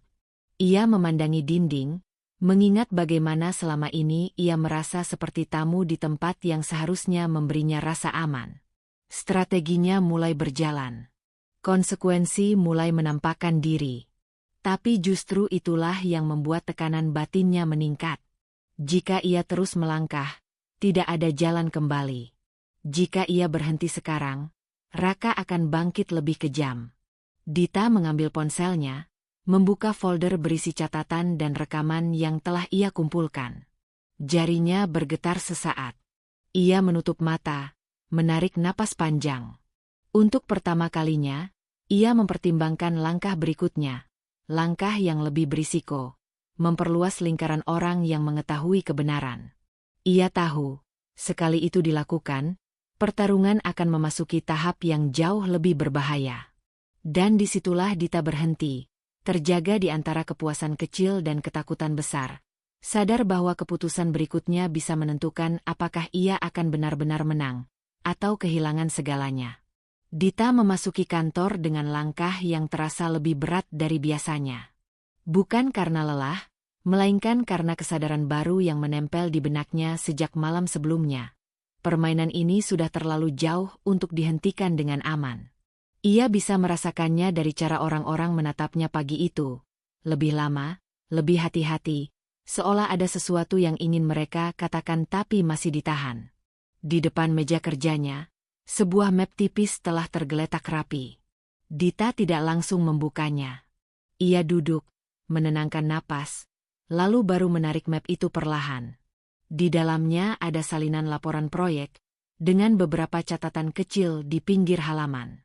Tulisan tangan seseorang yang ia kenali sebagai milik karyawan senior yang beberapa waktu lalu ia percaya. Ini bukan salah timmu. Ada alur keputusan yang sengaja dipelintir. Dita menutup map itu kembali. Dadanya menghangat, bukan oleh kemenangan, melainkan oleh rasa lega yang bercampur waspada. Tanpa disadari, kebenaran mulai bergerak sendiri. Ia tidak lagi sendirian, dan justru itulah yang membuat segalanya lebih berbahaya. Di lantai yang sama, Raka sedang beradu argumen dengan seseorang lewat telepon. Suaranya meninggi, tidak lagi terkontrol seperti biasanya. Ia menutup panggilan dengan kasar, lalu menendang kursi ke belakang. Tidak masuk akal, gumamnya. Semua ini tidak mungkin terjadi bersamaan. Nindi berdiri di dekatnya, berusaha terlihat tenang. Mungkin timnya memang tidak kompeten, katanya. Nada suaranya terdengar seperti saran, tapi matanya menyiratkan kepanikan yang sama. Raka mengusap wajahnya. Selalu ada yang harus disalahkan, ujarnya. Dan kali ini, aku tidak akan diam. Ia melangkah keluar ruangan dengan rahang mengeras, menyusuri lorong kantor. Tatapannya menangkap beberapa karyawan yang buru-buru menunduk saat berpapasan. Ada sesuatu yang berbeda. Tidak ada lagi senyum kagum. Tidak ada lagi respons cepat yang biasa ia dapatkan. Di ruang rapat kecil, Dita sedang berdiskusi dengan dua orang karyawan yang kini duduk lebih dekat dari biasanya. Ada rasa puas yang tumbuh, tapi juga ketakutan yang mengintai. Jika semakin banyak orang menyadari kebenaran, Raka pasti akan bereaksi lebih keras. Ketakutannya terjawab lebih cepat dari yang ia duga. Siang itu, Raka menggelar pertemuan mendadak. Nadanya dingin, matanya menyapu ruangan dengan curiga. Ia menuding keterlambatan, kegagalan, dan kebocoran informasi tanpa menyebut nama. Tapi semua orang tahu siapa yang ia maksud. Ada yang bermain di belakang, katanya tajam. Dan aku tidak akan ragu menyingkirkan siapapun yang mengganggu kestabilan perusahaan. Dita duduk tegak, tidak menghindar dari tatapannya. Jantungnya berdegup keras, tapi wajahnya tetap tenang. Ia tahu, ancaman ini bukan lagi sekadar tekanan emosional. Ini peringatan. Beberapa karyawan saling berpandangan. Tidak ada yang menyela. Namun keheningan itu tidak lagi berpihak pada Raka. Ia bisa merasakannya, dan itu membuatnya semakin panik. Setelah rapat, Maya menghampiri Dita di lorong. Aku dengar suaranya sampai luar, katanya pelan. Dita mengangguk. Dia mulai kehilangan pijakan. Itu artinya dia akan semakin berbahaya, balas Maya. Kamu harus siap. Aku tahu, jawab Dita. Ia menatap lantai sesaat. Sekarang bukan cuma soal aku lagi. Sore hari, satu persatu pesan masuk ke ponselnya. Pertanyaan, klarifikasi, bahkan dukungan singkat yang dikirim tanpa nama. Dita membaca semuanya dengan hati-hati. Setiap pesan mengubah posisinya sedikit demi sedikit, dari sasaran menjadi pusat gravitasi baru. Namun di tengah semua itu, ia juga merasakan ketakutan yang lebih nyata. Jika Raka menemukan kebenaran sebelum ia siap, semuanya bisa berbalik. Ia belum mengungkap identitas aslinya ke publik. Langkah itu masih ia simpan sebagai senjata terakhir. Di rumah, Dita berdiri di ruang tamu, menatap sekeliling. Dinding-dinding besar itu seolah menyimpan gema masa lalu, suara penghinaan, diamnya yang terlalu lama, dan kesabaran yang hampir habis.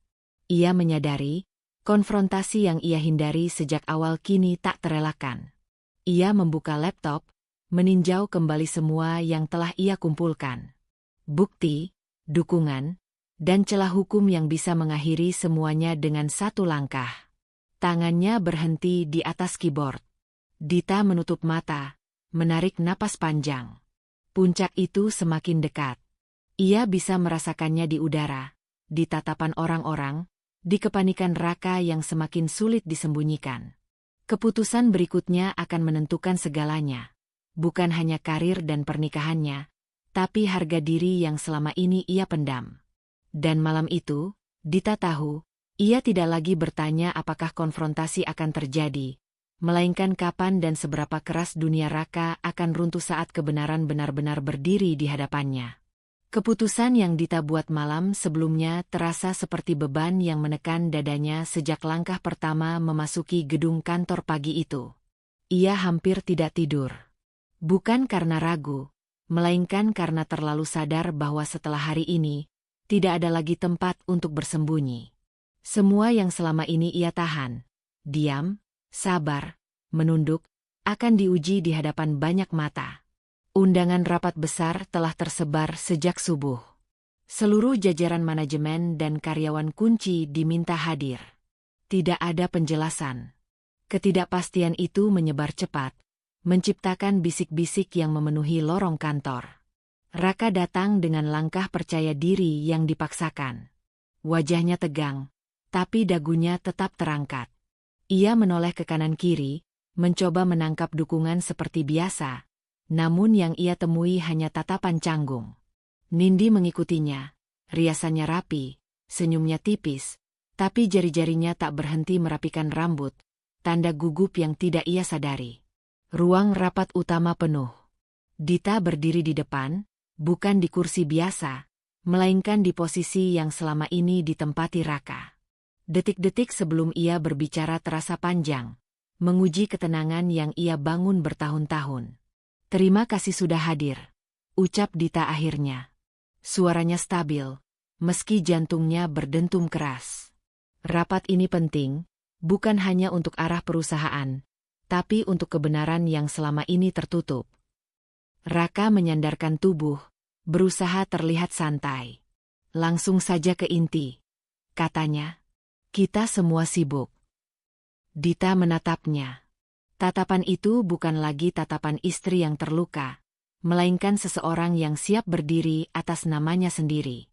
Ia memberi isyarat kecil, layar besar di belakangnya menyala. "Sebelum kita membahas proyek," lanjut Dita, "saya perlu meluruskan satu hal mendasar." Ia berhenti sejenak. Udara di ruangan itu seperti ditahan. "Saya adalah pemilik sah perusahaan ini." Kata-kata itu jatuh seperti benda berat ke lantai. Ruangan mendadak sunyi. Beberapa karyawan terbelalak, yang lain saling menoleh, mencoba memastikan mereka tidak salah dengar. Raka tertawa pendek, tidak tulus. "Ini lelucon yang buruk, Dita."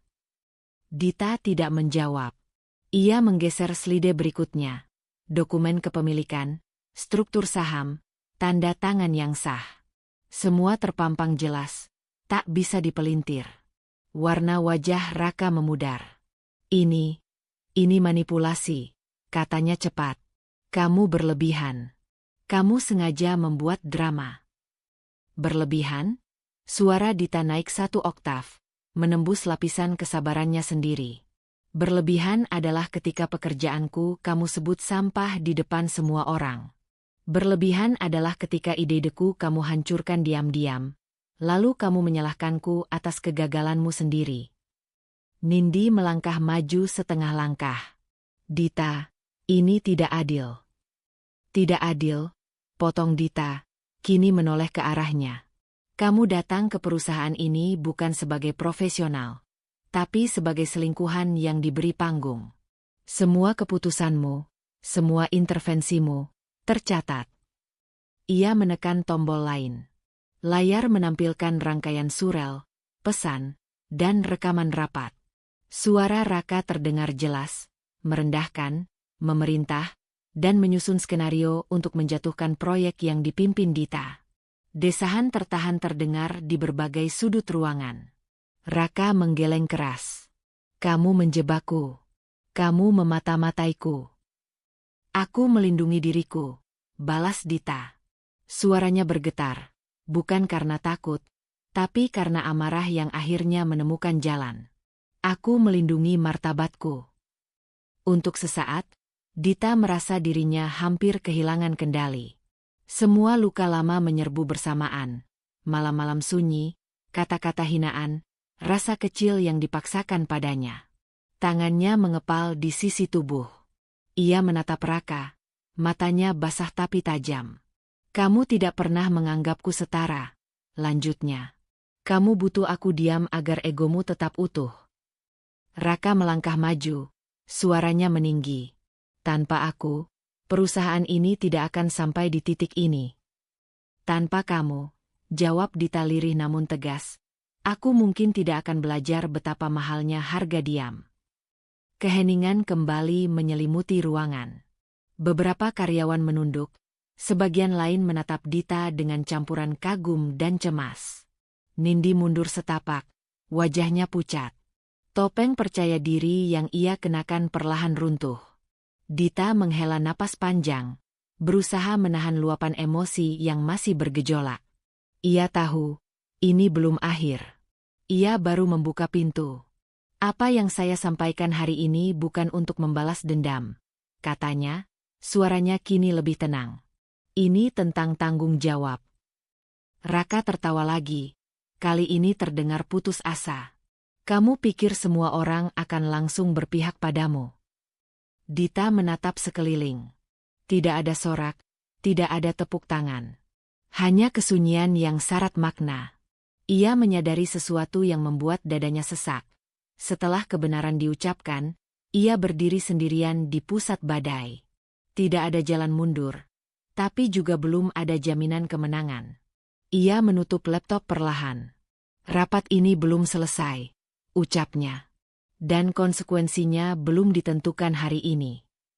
Kata-kata itu bukan penutup, melainkan ancaman yang terukur. Saat rapat berakhir dengan suasana kacau dan wajah-wajah tegang, Dita melangkah keluar ruangan dengan lutut sedikit gemetar. Ia telah mengungkap identitasnya. Ia telah melawan. Namun di dalam hatinya, ada tekanan baru yang muncul, ketakutan akan langkah berikutnya. Karena ia tahu, Raka tidak akan jatuh tanpa perlawanan terakhir. Dan konfrontasi sesungguhnya baru saja dimulai. Langkah Dita terasa ringan sekaligus berat saat ia kembali memasuki ruang rapat utama beberapa jam setelah pengumuman mengejutkan itu. Ringan karena rahasia terbesar telah terbuka. Berat karena ia tahu keputusan berikutnya akan mengubah hidup banyak orang, termasuk dirinya sendiri. Udara di ruangan itu tegang, seolah setiap dinding menyimpan gema pertengkaran sebelumnya. Raka sudah ada di sana. Tidak lagi duduk dengan santai, melainkan mondar-mandir tanpa arah. Wajahnya merah, matanya liar. Begitu melihat Dita, ia berhenti. Ini tidak sah, katanya nyaris berteriak. Kamu tidak bisa melakukan ini padaku. Dita berdiri tegak di hadapannya. Tidak ada lagi gemetar yang ia sembunyikan. Keputusan ini diambil sesuai hukum dan tata kelola perusahaan. Jawabnya tenang. Dan kamu sudah menerima salinannya. Ia memberi isyarat. Seorang perwakilan legal perusahaan meletakkan map tebal di atas meja. Raka meraihnya dengan tangan gemetar, membuka halaman demi halaman. Setiap baris seperti memukulnya semakin keras. Pemecatan, tanpa pesangon, suaranya pecah. Semua hak dicabut. Nindi yang berdiri di dekat pintu membeku. Matanya membesar, menatap Raka seolah baru melihatnya untuk pertama kali. Raka, kamu bilang semuanya aman, bisiknya, panik. Raka menoleh, amarahnya meluap. Diam, teriaknya. Ini semua karena dia. Ia menunjuk Dita dengan tangan gemetar, hampir histeris. Kamu menghancurkanku. Setelah semua yang aku lakukan untukmu. Dita menatapnya lama. Di titik itu, ia merasakan sesuatu yang tak ia duga. Bukan kepuasan, bukan dendam, melainkan kelelahan yang dalam. Apa yang kamu lakukan untukku? Tanyanya pelan. Menghinaku? Meremehkanku? Mengambil alih hidupku dan menyebutnya bantuan. Raka menggeleng keras, napasnya tersengal. Aku suamimu. Kamu suamiku, ulang Dita, suaranya tegas. Dan justru karena itu, kamu seharusnya menjaga martabatku, bukan menginjaknya. Kata-kata itu membuat ruangan kembali sunyi. Raka terhuyung mundur, menjatuhkan kursi. Tangisnya pecah, campuran marah dan putus asa. Tidak ada lagi topeng. Tidak ada lagi kendali. Nindi melangkah mundur selangkah, wajahnya pucat. Semua janji yang selama ini ia dengar runtuh di hadapannya. Ia menatap Dita, lalu Raka, seolah terjebak di antara dua dunia yang sama-sama runtuh. Dita menghela napas panjang. Ia tahu inilah momen yang selama ini ia bayangkan dan takutkan. Keputusan ini bukan tentang balas dendam, katanya kepada semua yang hadir. Ini tentang konsekuensi, tentang batas yang tidak boleh dilanggar. Beberapa karyawan yang duduk di sisi ruangan mengangguk pelan. Wajah-wajah yang dulu ragu kini menampakkan kelegaan. Mereka telah menyaksikan kebenaran berdiri tegak tanpa teriak, tanpa makian. Maya berdiri di antara mereka. Tatapannya bertemu dengan Dita, penuh kebanggaan yang tak perlu diucapkan. Ia tahu betapa mahal harga yang dibayar sahabatnya untuk berdiri di titik ini. Ketika Dita menoleh sekilas, Maya mengangguk kecil, sebuah pengingat bahwa ia tidak sendirian. Raka masih terisak, suaranya serak. Kamu pikir ini akhir? Katanya parau. Kamu pikir kamu menang? Dita mendekat satu langkah, menjaga jarak yang cukup agar suaranya terdengar jelas. Ini bukan tentang menang atau kalah, katanya. Ini tentang aku berhenti kalah setiap hari. Kalimat itu seperti garis akhir yang tak kasat mata. Heningan yang tersisa terasa berbeda. Bukan menekan, melainkan lega. Beberapa karyawan menghembuskan napas panjang. Ada yang saling menepuk bahu, ada yang hanya duduk terdiam, memproses apa yang baru saja terjadi. Dita berdiri di tengah ruangan, dadanya naik turun. Untuk pertama kalinya sejak lama, ia tidak merasa kecil. Maya menghampirinya. Kamu melakukannya, katanya pelan. Dita tersenyum tipis. Aku hanya berhenti diam.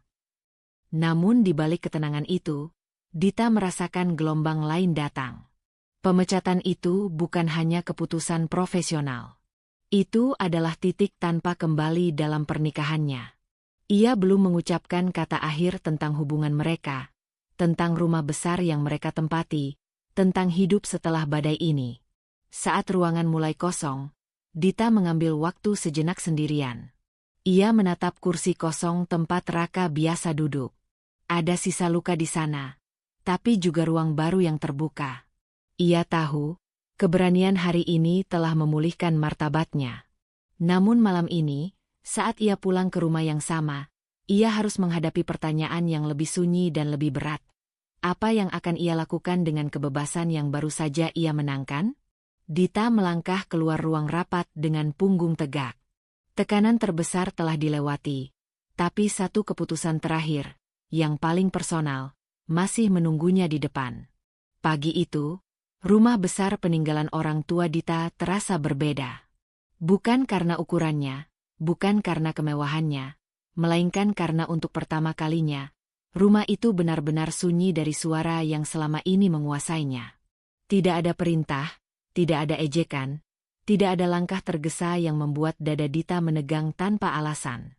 Dita berdiri di tengah ruang utama, ruang yang dulu sering ia lewati sambil menunduk. Cahaya matahari menembus jendela tinggi, jatuh tepat di lantai marmer yang dingin. Di sanalah Raka berdiri, dengan wajah kusut dan mata merah karena semalaman tidak tidur. Di sampingnya, koper terbuka, pakaian berserakan tanpa tertata. Raka menatap sekeliling, seperti orang yang baru menyadari bahwa tempat yang ia anggap miliknya selama ini tidak lagi memberinya perlindungan. Kamu serius melakukan ini? Suaranya parau. Mengusirku dari rumah ini. Dita melangkah maju satu langkah. Tidak ada amarah di wajahnya, tidak ada senyum kemenangan. Hanya ketegasan yang tenang, lahir dari keputusan yang sudah lama ia pendam. Ini bukan rumahmu, Raka, ucapnya pelan namun jelas. Sejak awal, ini adalah istana warisanku. Aku hanya terlalu lama membiarkanmu menguasainya. Raka tertawa pahit. Setelah semua yang aku lakukan? Setelah aku membesarkan namamu? Dita menggeleng. Dadanya terasa sesak, tapi suaranya tetap stabil. Kamulah yang membesarkan egomu sendiri. Aku hanya mengecilkan diriku agar kamu merasa besar. Ia mengulurkan map tipis berisi dokumen kepemilikan rumah. Raka tidak menyentuhnya. Ia sudah tahu, dan itulah yang membuatnya hancur. Mulai hari ini, lanjut Dita, kamu tidak punya hak apapun di rumah ini. Tidak sebagai suami. Tidak sebagai penguasa. Tidak sebagai apapun. Keheningan menggantung berat. Dari ambang pintu, Nindi berdiri ragu. Wajahnya pucat, matanya berkaca-kaca. Tidak ada lagi keangkuhan, tidak ada lagi senyum superior. Ia melihat Raka, lalu Dita, seolah baru memahami bahwa semua yang ia kejar runtuh bersamaan. Kita pergi, bisik Nindi, hampir memohon. Raka menatap Dita sekali lagi, berharap ada celah, satu saja, untuk bertahan. Namun yang ia temui hanyalah keteguhan yang tak bisa ia runtuhkan. Aku tidak akan mengulang kata-kataku, ujar Dita. Silakan pergi. Dengan langkah berat, Raka menarik kopernya. Roda koper itu berbunyi keras di lantai marmer, menggema di seluruh ruangan. Seperti penutup dari tahun-tahun penghinaan yang pernah Dita telan dalam diam. Saat pintu utama terbuka, angin pagi masuk bersama cahaya, dan untuk sesaat, Raka berhenti di ambang pintu. Namun ia tidak menoleh. Pintu tertutup perlahan. Bukan dibanting. Bukan dikunci dengan emosi. Tapi ditutup dengan kesadaran penuh bahwa satu bab telah selesai. Dita berdiri diam beberapa detik setelah mereka pergi. Lututnya terasa lemas. Ia menempelkan telapak tangannya ke dinding rumah itu. Rumah yang dulu menyaksikan air matanya jatuh tanpa suara. Kini, rumah itu menjadi saksi keberaniannya. Maya datang tidak lama kemudian. Ia tidak bertanya apa-apa. Ia hanya memeluk Dita, erat, tanpa kata. Di pelukan itu, Dita akhirnya membiarkan air matanya jatuh, bukan karena kalah, tapi karena lega. "Aku berhasil," bisiknya lirih.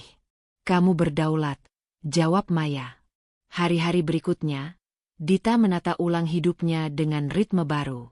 Ia kembali fokus pada proyek-proyek yang dulu dihancurkan, memimpin tanpa takut, tanpa ragu. Karyawan yang dulu bungkam kini bekerja dengan kepala tegak, karena mereka melihat pemimpin yang tidak berteriak, tapi berdiri. Di rumah warisannya, Dita mengganti beberapa perabot, membuka jendela lebar-lebar, membiarkan udara baru masuk. Istana itu tidak lagi terasa seperti penjara emosional, melainkan ruang aman yang jujur. Suatu sore, Dita berdiri di balkon, memandang langit yang perlahan berubah jingga. Luka itu belum sepenuhnya hilang. Tapi kini ia tahu, harga diri bukan sesuatu yang harus diminta. Ia harus diambil kembali, dengan keberanian. Ia belajar bahwa pengkhianatan tidak menghancurkannya. Diamlah yang hampir melakukannya. Dita menutup pintu balkon dan melangkah masuk ke rumahnya, istana warisannya, dengan satu keputusan kecil namun penuh makna. Ia tidak akan pernah lagi membiarkan siapapun membuatnya merasa kecil di tempat yang seharusnya menjadi miliknya. Dan di sanalah cerita ini berakhir. Bukan dengan teriakan. Bukan dengan dendam. Melainkan dengan seorang perempuan yang akhirnya pulang ke dirinya sendiri. Kisah Dita mengingatkan kita bahwa cinta tidak seharusnya melukai, dan kesabaran tidak berarti membiarkan diri diinjak. Ketika harga diri dirampas sedikit demi sedikit, diam bukanlah kebajikan, melainkan luka yang ditunda. Beranilah mengenali batas, berdiri untuk diri sendiri, dan percaya bahwa Anda pantas dihormati, baik dalam hubungan, pekerjaan, maupun kehidupan. Terima kasih telah menemani perjalanan ini hingga akhir. Semoga cerita ini memberi kekuatan, pengingat, dan harapan bahwa setiap orang berhak pulang ke hidupnya sendiri dengan kepala tegak. Sampai bertemu di kisah berikutnya. Tetap jaga hati, harga diri, dan keberanian Anda.